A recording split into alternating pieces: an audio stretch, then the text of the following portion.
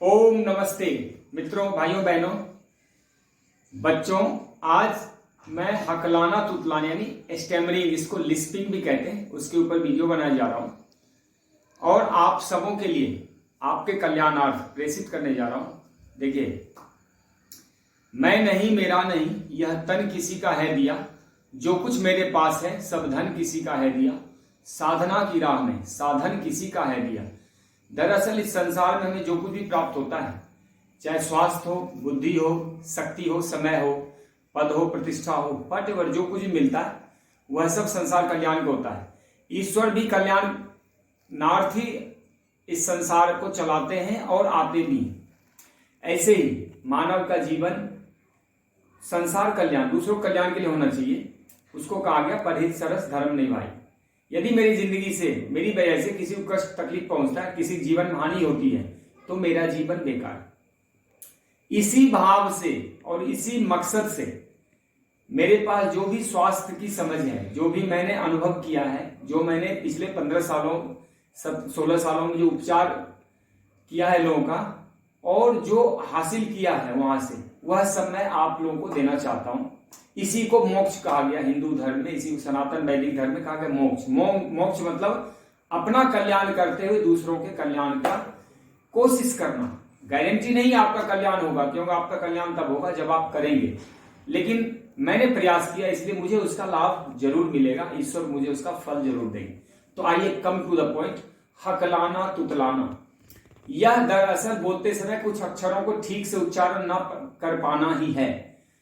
तो जो हमारी पेशियां होती है, हमारे जो वाणी की पेशियां होती है, कुछ स्नायु होते हैं, वह दोषपूर्ण जब हो जाता है तो बोलने में कुछ अक्षर अपने आप लिस्पिंग कर जाता है और धीरे धीरे कई बार क्या होता है, हकलाहट थोड़ी होती, धीरे धीरे समय के साथ दूर हो जाता है, लेकिन कई बार क्या होता है, यह लंबी अवधि के लिए रह जाता है और आजीवन चलता है। लेकिन इसमें आपको 80-90% केस में सफलता मिलती है, यह मेरा अनुभव है। आप यदि करें तो मैं 5-10 चीजें समझाऊंगा इसके बारे में आगे जैसे बढ़ूंगा। तो इससे पहले आपसे रिक्वेस्ट करना चाहता हूं कि इस वीडियो को अंत तक देखिएगा और यदि अच्छा लगे, आपको लगे कि लाभकारी है, इसमें कुछ ज्ञान विज्ञान है, कुछ फैक्ट है, बकवास नहीं है, कोरा बेकार के व्यर्थ बातें नहीं है, तो औरों को भी शेयर कर दें, अपने ग्रुप में डालें, ताकि लोगों को भी इसका लाभ मिले। बहुत सारे बच्चे आपके आस पड़ोस में मिल जाएंगे जो हकलाते तुतलाते हैं, बहुत सारे बड़े लोग मिल जाएंगे और फिर वो समाज में हंसी का पात्र बनते हैं, तो उनको इससे छुटकारा मिल जाएगी। तो धन्यवाद। और मेरे YouTube चैनल आरोग्य कुंज डॉक्टर अजीत आनंद को सब्सक्राइब कर लें, ताकि समय समय पे आपको और भी ज्ञान विज्ञान हेल्थ टिप्स संप्रेषित करता रहूं। देखिए, बोलने में जो पेशियां जो काम आती है ना और स्नायु, यह अनियंत्रित हो जाती है। इसकी वजह से शब्द उच्चारण में अवरोध पैदा होता है।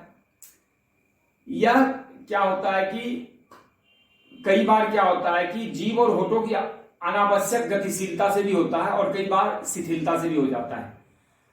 लेकिन यह कुछ शब्दों के ही बोलने में कठिनाई उत्पन्न होती है और यह कठिनाई व्यक्तिगत रूप से कईयों को दूर हो जाती है और कईयों को आजीवन रह जाती है।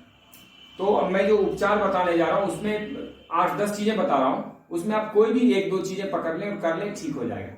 पॉइंट नंबर 1, आंवला चबाने से ठीक होता है। आंवले का चूर्ण, आंवले का मुरब्बा, आंवले का पाउडर, आंवले का रस, शहद मिला के ले सकते हैं या थोड़ी सी काली मिर्च का पाउडर डालें, या आंवला और अदरक मिक्स करके थोड़ा लें। अदरक का रस और आंवले का रस बहुत अद्भुत लाभ करता है। लेकिन कोई चीज सफल किसी चीज में आप तब होंगे जब लगातार करेंगे, कंटिन्यू करें। तो आंवला और अदरक हो गया, आंवला और शहद हो गया, एक चीज हो गई। 10 बादाम को भिगो के रख दें और उस बादाम को 10 काली मिर्च के साथ पीस लें और उस बादाम को मिश्री मिला के चाटें। बादाम में उसको दोनों पीस लें और उसमें मिश्री मिला दें, ताल मिश्री, और उसको चाटें।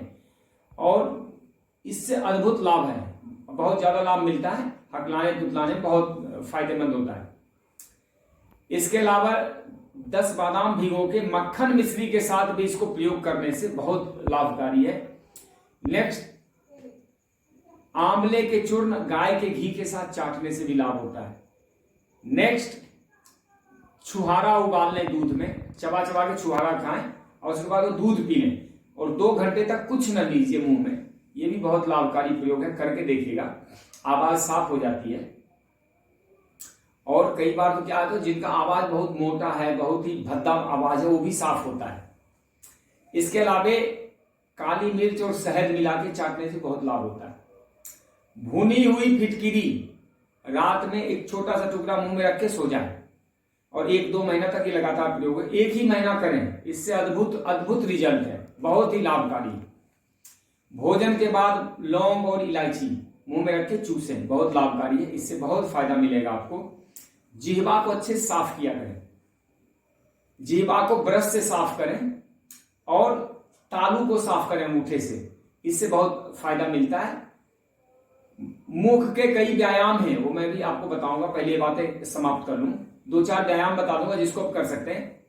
कब्ज किसी भी हालत में ना होने दें, इसके लिए नेचुरोपैथी का प्रयोग करें, नेचुरोपैथी का उपयोग करें आप अपने जीवन में। इसमें कई चीजें होती, मिट्टी वगैरह होता है, सिरोधारा मालिश वगैरह होता है, सिकाई वगैरह होती है, नेति कुंजल होते हैं, संग प्रक्षालन होते हैं। इससे मांसपेशियां और नर्वस सिस्टम में रक्त संचलन अच्छा हो जाता है, इससे बहुत लाभ होता है। दूसरा, मन में डर का भाव न रखें, बिल्कुल ही निर्भय हो जाएं, आत्मविश्वास बढ़ाएं, अपने आप को सबल बनाएं और आप एक तरह से जब भी बोलें तो थोड़ा स्थिर रहें। इसके बाद एक चीज है कि शंख में रात भर पानी भर के छोड़ दें, वह शंख का पानी पिए, बहुत गजब का लाभ होता है शंख के पानी से। इसके बाद मौसम में उपलब्ध जो भी फल, सलाद, सब्जियां, फलियां, साग पत्ते हों, खूब खाइए उसको। गरिष्ठ भोजन वगैरह, ज्यादा दूध, घी, मैदा, बिस्किट, चाय, कॉफी, चॉकलेट, बिस्किट, इस सब का त्याग करना पड़ेगा, यह ठीक नहीं है। इसके बाद खेचरी मुद्रा अपनाएं। खेचरी मुद्रा क्या होता है कि काला नमक और हरर और काला नमक को, खेचरी क्रिया बता रहा हूं, मुद्रा बाद में। खेचरी क्रिया में काला नमक और हरड़ मिला के रख लेते हैं, उससे जीभ को, जैसे दूध निकालते हैं गाय भैंस का, वैसे उसको खींच खींच के जीभ को पतला किया जाता है, साफ किया जाता है, और खेचरी मुद्रा भी अपना सकते हैं। इसके अलावा मुलेठी, दालचीनी, जो भी आप में थोड़ा सा कसैला है, जैसे पिपली है, सौंठ है, इस सब का इस्तेमाल कर सकते हैं, बहुत फायदेमंद होता है। गुड़ थोड़ा इस्तेमाल करें, गुड़ भी बहुत अच्छा लाभकारी होता है।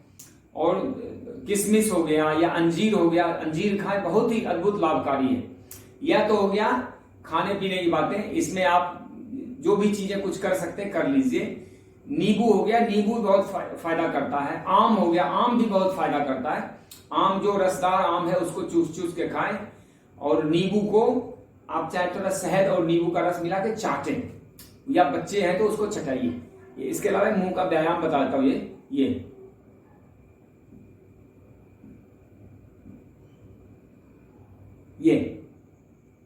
इस ढंग के चेहरे का जो भी व्यायाम करें, इसको गोल गोल घुमाएं, हाथ यहां लगा के,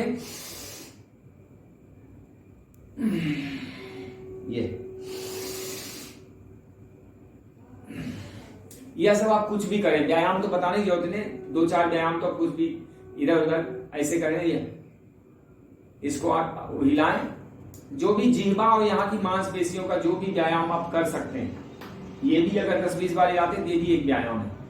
इस प्रकार इसको आप ठीक कर सकते हैं, इससे ज्यादा इसके बारे में कहना ठीक नहीं है। आपका कल्याण हो, धन्यवाद, ओम जय हिंद।